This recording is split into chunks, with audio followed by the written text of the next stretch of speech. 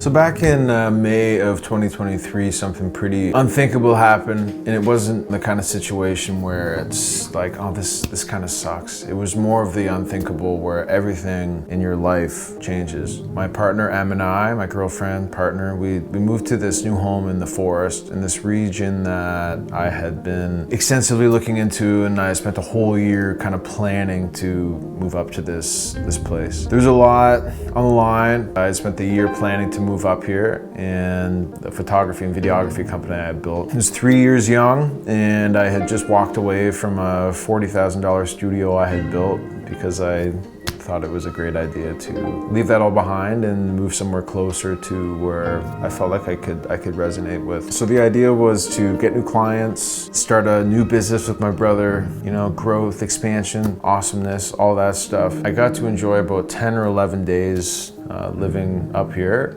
before the unthinkable happened. Back to the main point of this whole story. I was on my motorcycle, and ironically I was going to get a new health card, and I'm riding along and I see this gold sedan stopped at a green light in the left lane, and I was confused. I didn't know why he was stopped there. So I got into the right lane, and as I get to the intersection, I see the flashing lights in the peripheral and I hear the sirens, and I realize, oh, he's stopped because there's a fire truck coming. So I slam on the brakes beside him, and then I'm in a bad position because what if somebody sees the green light, but they don't see me and they slam into the back of me? I look at him, I look at the intersection, fire truck's still coming, and I go to kind of creep in front of him. For some reason, he just floors it.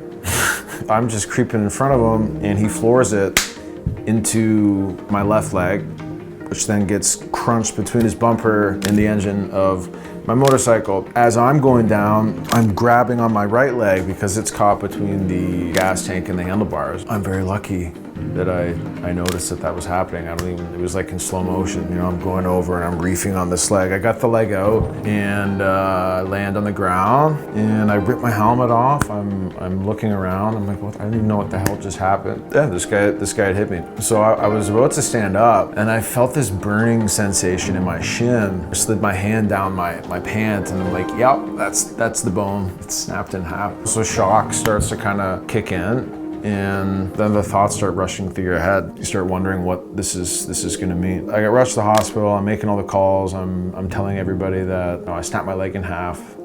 I gotta figure out how to get my motorcycle home from where it was left. It's all a lot of shock happening, lots of adrenaline. And it kind of wears off. I'm left there thinking, what am I gonna do? Like I'm thinking I'm gonna lose everything, I can't work.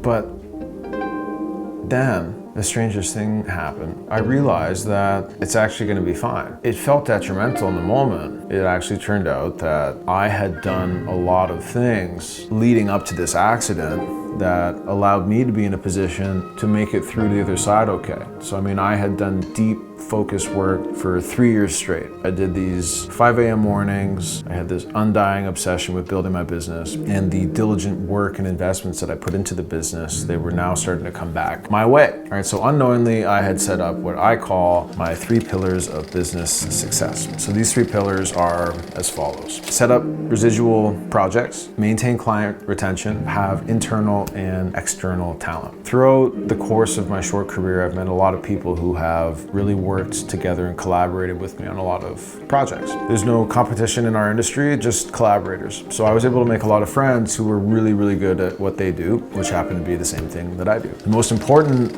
of these subcontractors was John. I was first introduced to him a number of years ago. He just wanted to learn about what I did. So I taught him literally everything that I know. The entire time I was teaching him everything that I knew, I would remind him, I would say, listen, I'm teaching you this stuff because I want to set you up for success. You are self-employed. You're going to invoice me every 2 weeks, and I'll pay you every 2 weeks. I also want you to go out and get your own work, and I'll even help you do that. So of course he's grateful for all of this.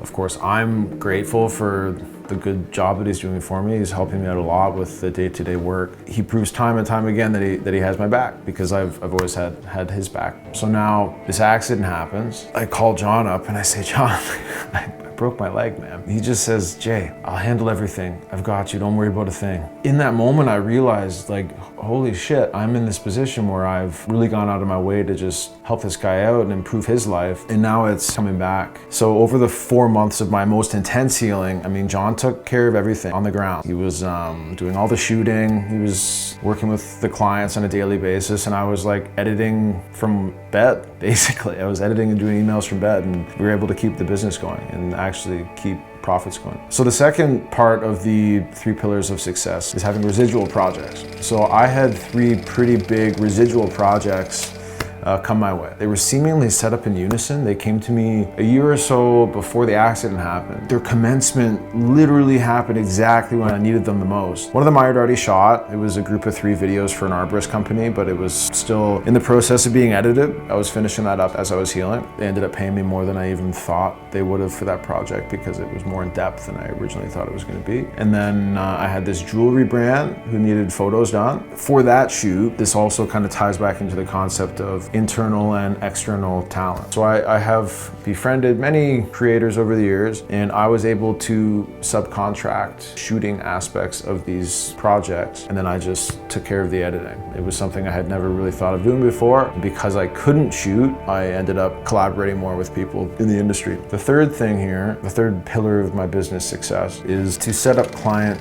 retention. I had 3 clients down south from where I'm at now who I work with monthly, right? So what I've done with all 3 of these clients is I have signed service agreements with them. And the only reason I signed these service agreements with them was because COVID, which feels like forever ago now, but it happened. It forced me through all these lockdowns and canceling shoots and et cetera, it forced me to seek out businesses who wanted long-term commitments and long-term relationships. And I would put together an agreement based on ABCD in terms of deliverables every month, and they would pay me X amount per month for a year. I had 3 of those clients set up throughout the summer while I was healing. On top of the other projects we were bringing in, that was 11K per month just from these monthly retainer clients. So as for my leg and for my recovery now, I'm fully healed. I went to physio twice per week for a long time. Now it's every 2 weeks I'm going, and I'm getting back on track. I've really started to turn the marketing machine back on again and really start to push this business again. But the point is that for the years before this accident, I did a lot of really hard work that set me up for success and for the ability to be able to heal and take my time. And I'm still here.